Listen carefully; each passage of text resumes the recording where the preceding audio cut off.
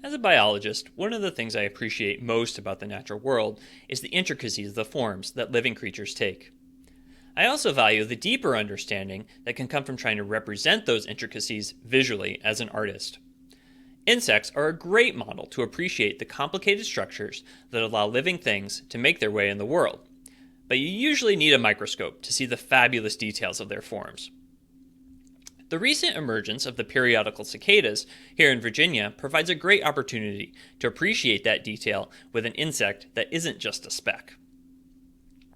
Looking at a cicada like this one up close gives you an appreciation for how complicated they are.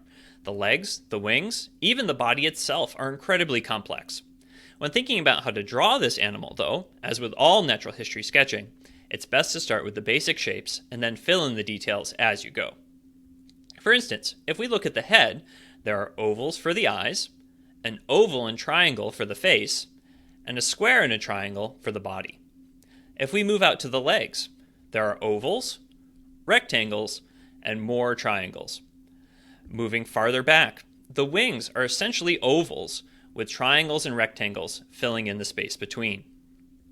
Blocking out all these basic shapes can really help frame a drawing of this fantastic creature. As a drawing develops, you can fill in these basic shapes in different ways. If you're going for a cartoon picture of these magical red-eyed musicians, fill in around the shapes with heavy dark lines that emphasize the big body shapes but are lighter on the details. If you want something more detailed and naturalistic, start with the basic shapes again, but focus on developing the richness of the structures through layering.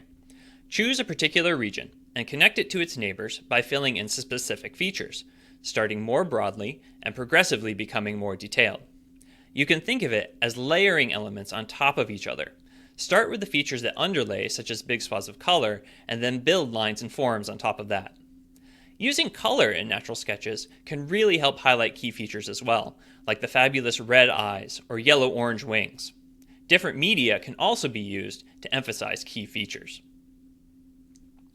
As with all skills, drawing and sketching takes practice, and lots of mistakes. That's why we invented erasers and extra paper. But looking at the natural world, with an eye towards how the shapes fit together, can help give you an appreciation for the magnificence of these amazing creatures.